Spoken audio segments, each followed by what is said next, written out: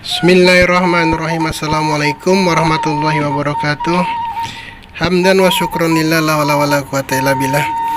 Qala Allah ta'ala fi kitabil karim, a'udzu billahi minasyaitonir rajim.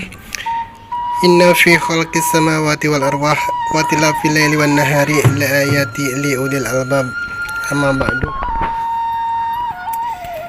Sahabat sejati yang Allah muliakan, malam ini saya tertarik untuk bercerita sedikit tentang tanaman yang kita kenal dengan janda bolong. Entah siapa yang menyematkan nama ini, tapi yang jelas tanaman ini tiba-tiba booming, tiba-tiba menjadi trending, tiba-tiba menjadi idola sekitar 1 tahun terakhir ini.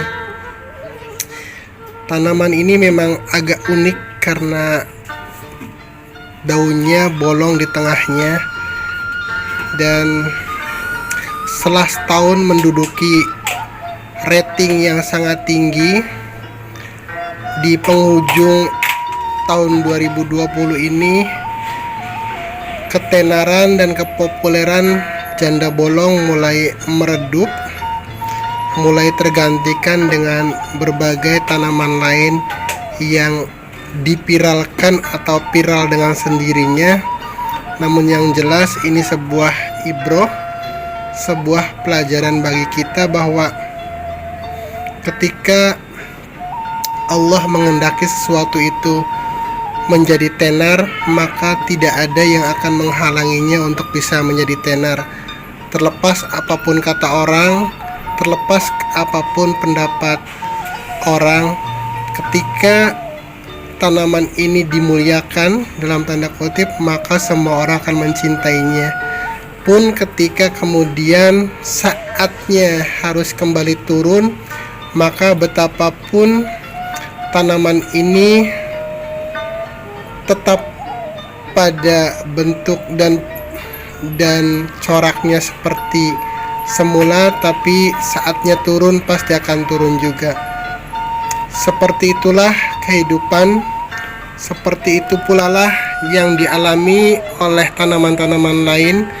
Seperti di tahun 2010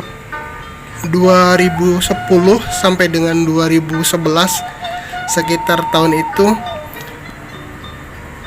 tanaman yang dikenal dengan gelombang cinta, tanaman ini pernah juga menduduki trending, menduduki rating yang sangat tinggi, sehingga harganya dihitung per lembar dan ditempatkan di ruangan-ruangan mewah, perkantoran yang megah. Namun akhirnya lagi bahwa siklus kehidupan itu terus berganti. Setelah era gelombang cinta berakhir, maka kemudian tanaman lainlah yang akan menggantikan posisinya untuk menjadi tanaman yang diidam-idamkan oleh banyak orang. Dan di awal tahun 2021 ini, konon menurut sebuah atau beberapa sumber, pisbon kaktus dan beberapa jenis tanaman lainnya akan menjadi trending, akan menjadi populer, dan akan menjadi buruan bagi para penggemar tanaman. Dan ini menjadi sangat menarik, sangat indah untuk kita tapakuri, karena seperti itu pula lah perjalanan hidup seorang manusia. Meskipun kita bukan siapa-siapa, meskipun kita tidak punya apa-apa, meskipun kita bukan pejabat, meskipun gelar kita tidak berderet seperti kebanyakan orang, tapi ketika Allah hendak memuliakan kita, pasti ada cara, pasti ada jalan, dan pasti tidak akan ada yang menghentikan laju kita untuk menjadi mulia. Kemudian ketika Allah hendak menghinakan seseorang, apapun gelarnya, apapun kedudukannya, seberapa tinggi pun tingkat dan status sosialnya, maka ketika Allah hendak menghinakan orang tersebut, maka hinalah orang tersebut. sekalipun seluruh dunia membelanya, sekalipun seluruh makhluk memujinya, tapi ketika saatnya Allah menghinakan orang itu karena satu dan lain hal yang Allah kehendaki, maka pasti dia akan hina. Sebaliknya, ketika Allah hendak memuliakan seseorang, betapapun seluruh dunia menentangnya, betapapun seluruh makhluk tidak menyukainya, maka kemuliaan itu pasti akan dijalani atau didapatkannya dengan kehendak Allah. Jadi siklus kehidupan memang seperti itu. Sebelumnya gelombang cinta yang menjadi idola, kemudian janda bolong menjadi primadona,